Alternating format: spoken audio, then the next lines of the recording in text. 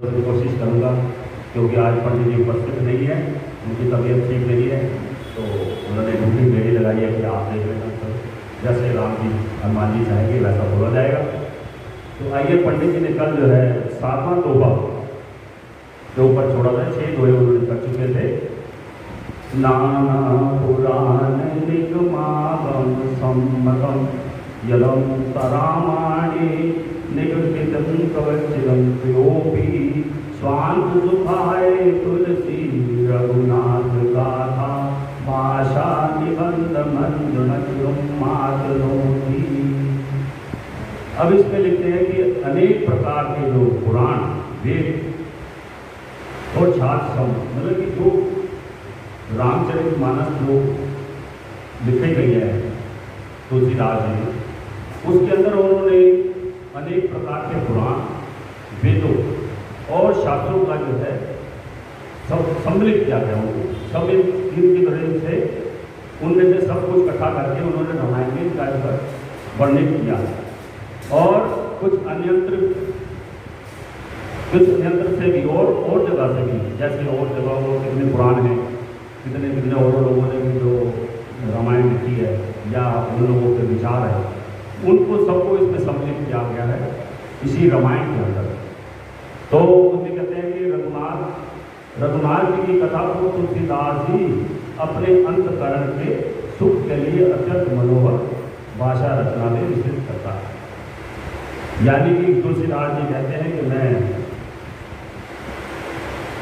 हर तरह के जो है वेद हैं, पुराण हैं और उपनिषद हैं या शास्त्र हैं, जो शास्त्र समृद्ध पाते हैं या और तरह की रामायण है, उसके अंदर से मैंने जो है उपलब्ध जो चीज़ें हैं उसको मैंने रघुनाथ जी की कथा को इसलिए रचा अपने अंतकरण के सुख के लिए, क्योंकि उससे मुझे अपनी आत्मा का सुख मिला। इस वजह से मैंने इनका जो है वर्णन किया और जो है रामायण की मैंने रचना की, क्योंकि इससे मुझे स्वयं के सुख मिला, इस वजह से किया। चलिए, अत्यंत मनोहर भाषा रचना में विकसित करता है। आगे कहते हैं, जो सुमिरत सिद्धि हो गणनायक करिबर बदन करम अनुग्रह सो बुद्धि राशि शुभ गुण सदन। और इसमें बताते हैं तुलसीदास जी कि यहाँ पर गणेश जी की उन्होंने वंदना की।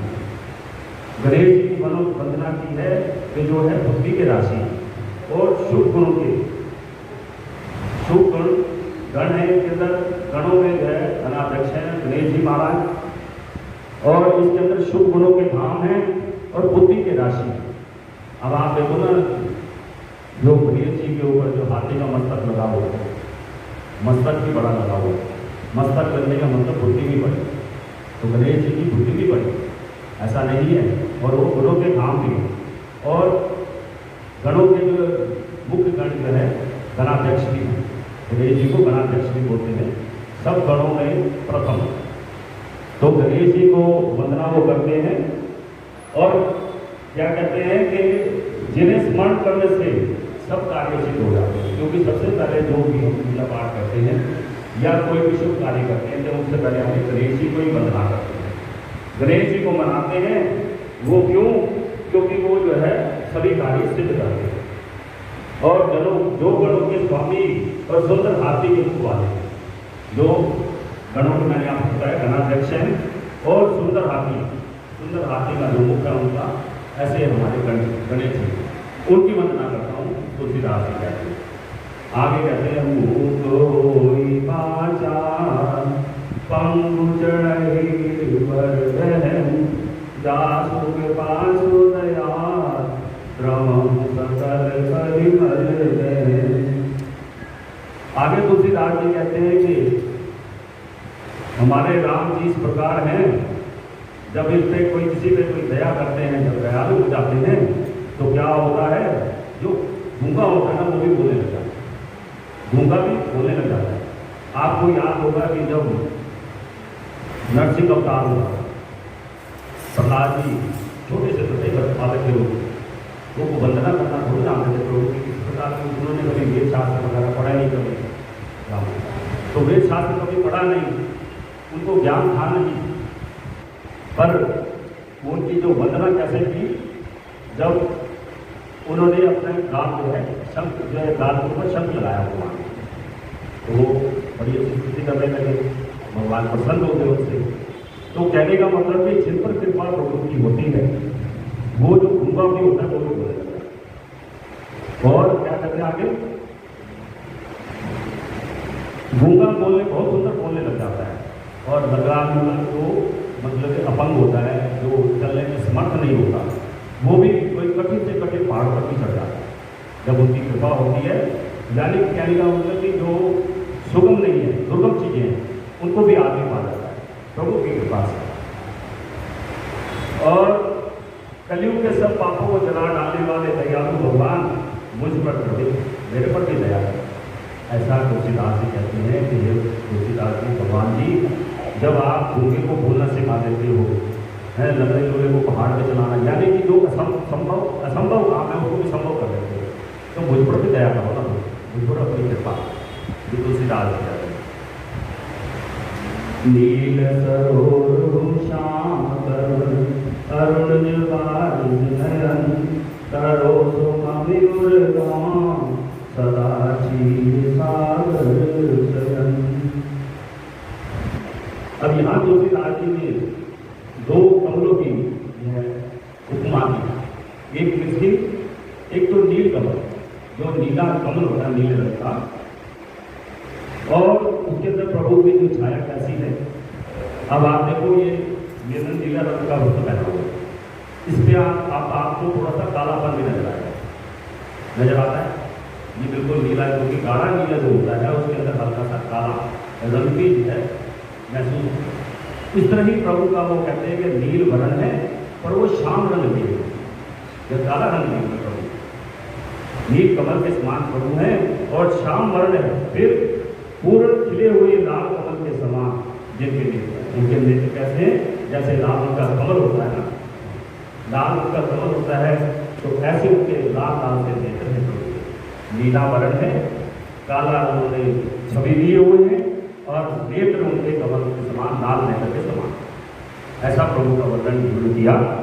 और क्या कहते हैं कि वो जो सदा क्षीर सागर में शयन करते, यानी कि सागर के अंदर शेष नाग के ऊपर जो है लेटे हुए हैं, शैया बनी हुई है उनके ऊपर, और लक्ष्मी जी उनके पाँव में बाकी है। तो आप इमेजिन करो, आपने स्कूलों में पढ़ा होगा, मानो सपोज करो, तो मानो आपने, क्योंकि हम लोगों ने किसी ने परमात्मा को नहीं देखा, हम एक से मान ही तो सकते हो, एक से इमेजिन ही तो कर सकते हो।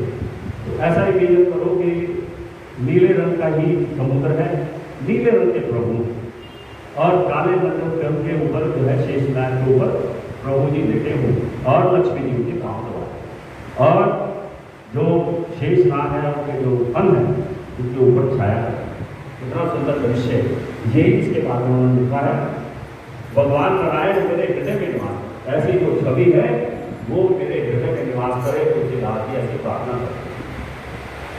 कुंदे इंदु समते कुमार करुणायन जाहि दीन पर करम कृपा मरगन।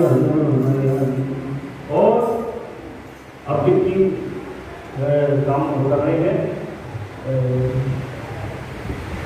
किनकी प्रार्थना कर रहे हैं, कर्पूर घोरम करुणावतारम संसार सारम भुजगेन्द्रहारम सदा वसंतम हृदयारविंदे भवम भवानी सहितम। वो शंकर जी की वंदना कर रहे हैं। शंकर जी के बारे में क्या कह रहे हैं, जो कुंद का फूल होता है, और जैसे कुंद के फूल का जो रंग होता है, और चंद्रमा के समान गोर शरीर, यानी उनका यह शरीर है गोर बनता है। तभी तो कहते हैं कपूर की तरह गोरा, कपूर गोरम करुणा होता। और उसके बाद क्या कहते हैं कि जो पार्वती के प्रियतम और दया के धाम है, तो बेटों में प्रसन्न होने वाले शंकर भगवान तो बड़े जल्दी प्रसन्न हो जाते हैं, और जो दीनहीन व्यक्ति होते हैं उन पर वो स्नेह करते हैं। शंकर जी की ऐसा प्रण है कि जो मेरे से बार बार आके मांगता है उसको बार बार देता। बाकी देवता तो शायद इतनी जल्दी नहीं लेते जितने शंकर जी प्रसन्न हो जाते हैं, एक लोटा जल के ऊपर ही प्रसन्न हो जाते हैं, एक बेल पत्री के ऊपर चढ़ाओ उसमें ही प्रसन्न हो जाते हैं, बड़ी जल्दी प्रसन्न होने वाले देव हो, इसलिए इनका नाम महादेव, महादेव इसलिए कहा जाता है शंकर जी। तो ऐसे जो प्रभु हैं और दिनों पे जो स्नेह करते हैं, और उन्होंने कामदेव को भी जीता है। कामदेव का वर्णन किया, आपको पता है, आपको जान चुका हूँ। और उन्होंने जब अपना तीसरा नेत्र खोला था तो कामदेव को उन्होंने भस्म कर दिया, कामदेव को भी उन्होंने जीत रखा है। तो ऐसे प्रभु कामदेव जिन्होंने जीत रखा है कामदेव को, वो मुझ पर कृपा है। तुलसीदास जी कहते हैं कि वो पहले तो उन्होंने नारायण भगवान जी की, राम जी की, उसके बाद प्रार्थना शंकर जी की कर दी कि शंकर जी मेरे पर कृपा कर। उसके बाद क्या कहते हैं, बंदा कृपा से सुनर रूप हरि महामोहतम गुण जासु वचन रवि कर।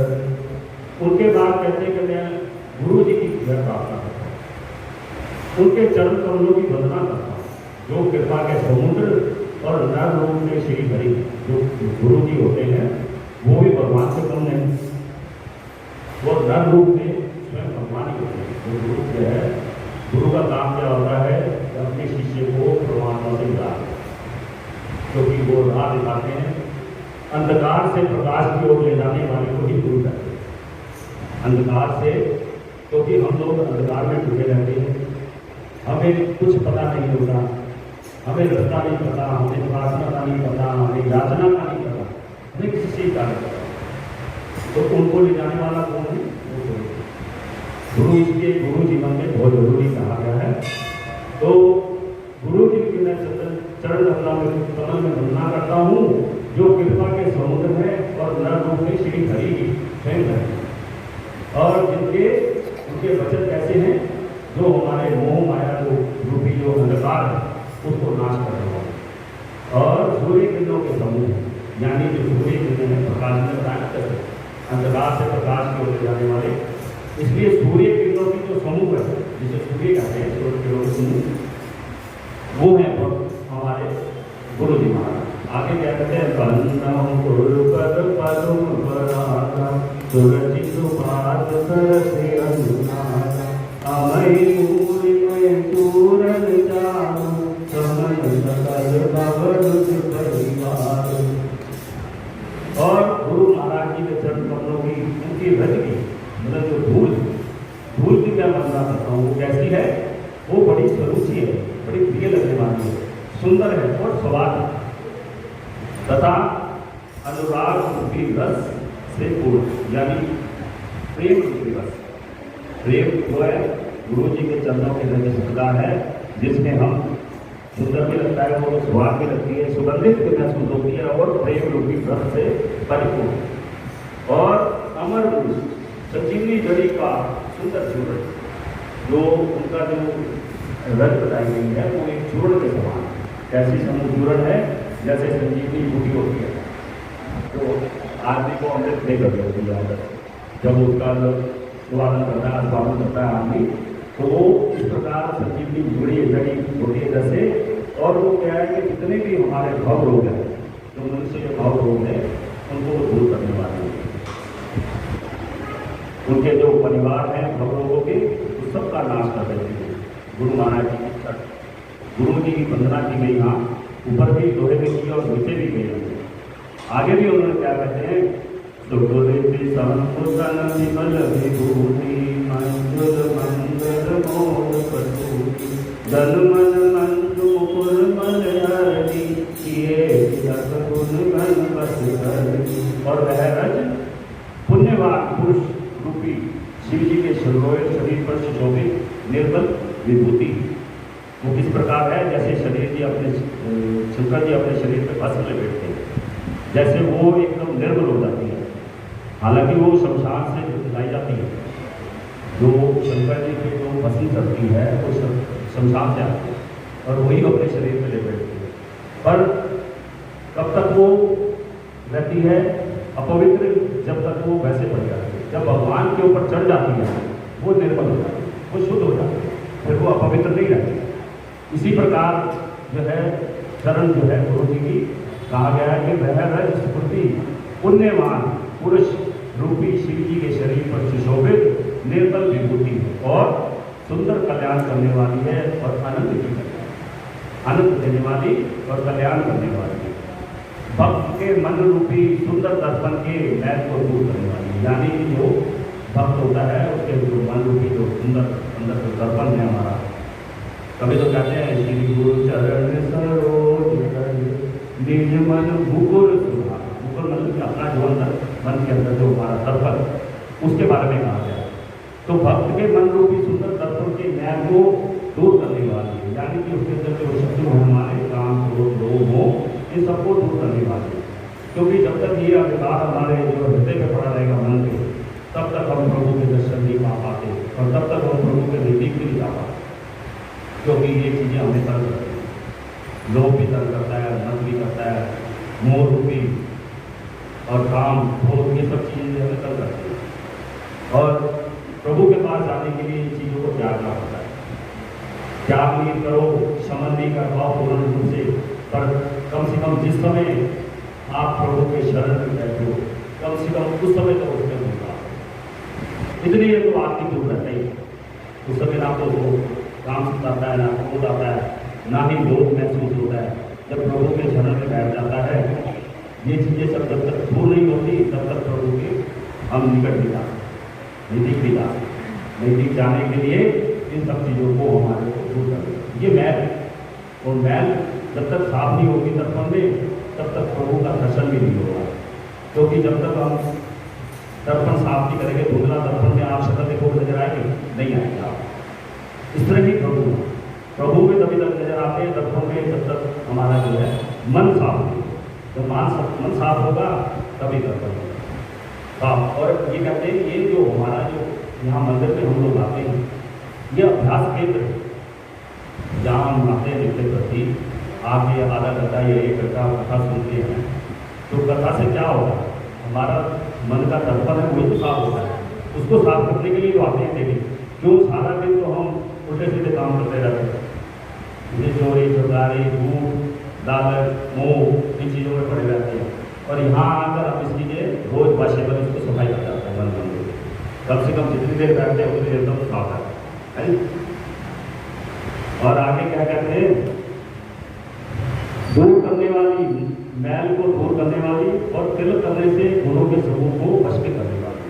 और जब इसकी जो है विभूति है उसको हम जब उसका तिलक करते हैं, जब हम उसमें रस बस जाते हैं, तो वो हमारे जो गुण को है समूह के वश में करते हैं, समूह में मतलब वश में करते हैं।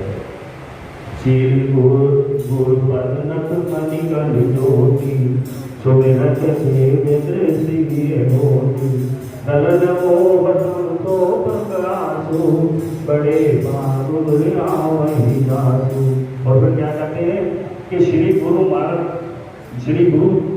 जी के चरण नखों की ज्योति, यानी कि जो उनके चरणों के नख हैं, नाखून है, उनकी ज्योति इस प्रकार नजर आती है जैसे मणियों में प्रकाश होता है, ऐसे उनको प्रतीत होती है गुरु। और जिसके स्मरण करते ही हृदय में दिव्य दृष्टि उत्पन्न हो जाती है, यानी कि गुरु जी के जब चरणों को हम ध्यान करते हैं, एक तो पहले तो रथ के बारे में बताया, अब उनके नख के और शिख के बारे में बता रहे हैं कि जब उनको उनकी दिव्य दृष्टि जो है उत्पन्न हो जाती है हृदय में, जब उनके हम दर्शन करते हैं, उनका स्मरण करते हैं, और वह प्रकाश ज्ञान रूपी अंधकार का नाश करने वाला है।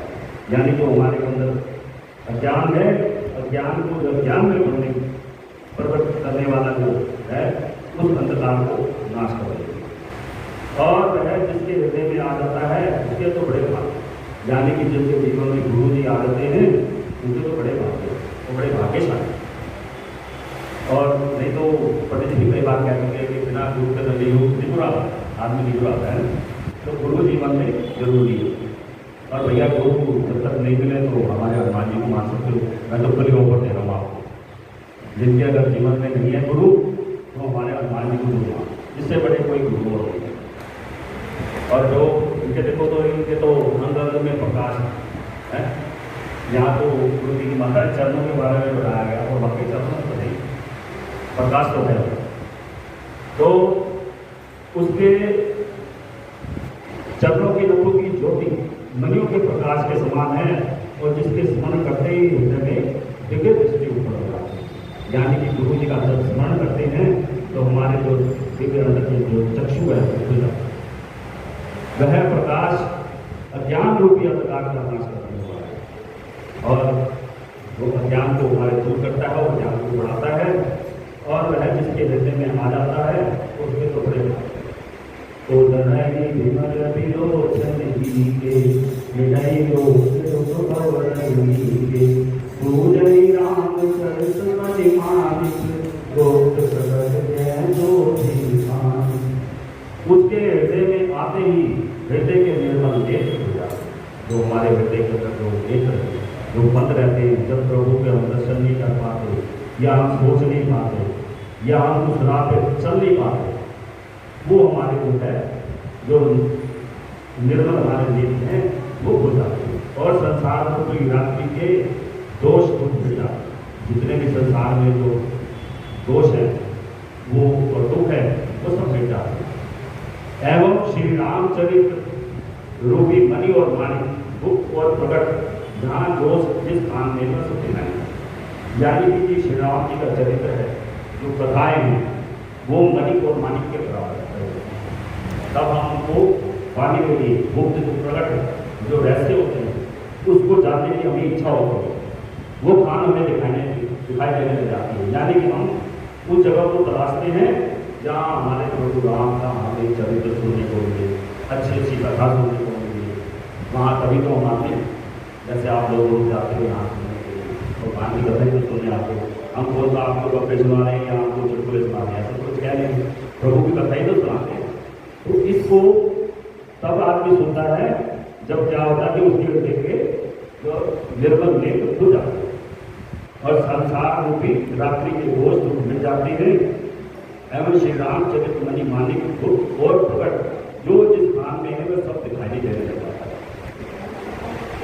आगे तथा सुमंजन अंजिदृग साधक से सुना हो तुम देखत जय भूत भूल राम सियापति राम जय जय राम मेरे प्रभु राम जय जय राम करो कल्याण राम।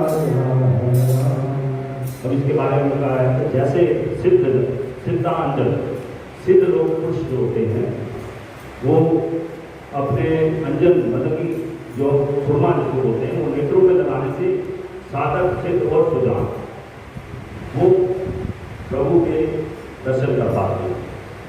और इसका और एक मतलब और भी है कि जैसे हमारे वैज्ञानिक लोग हैं वो मणि माणिकों या कोई जमीन के अंदर खोजने वाली चीज़ें हैं उसके भी एक इंस्ट्रूमेंट बने हुए हैं। जब तक वो उसको अनुसंधान नहीं करते तब तक वो जमीन के अंदर की चीज़ें नजर नहीं आती।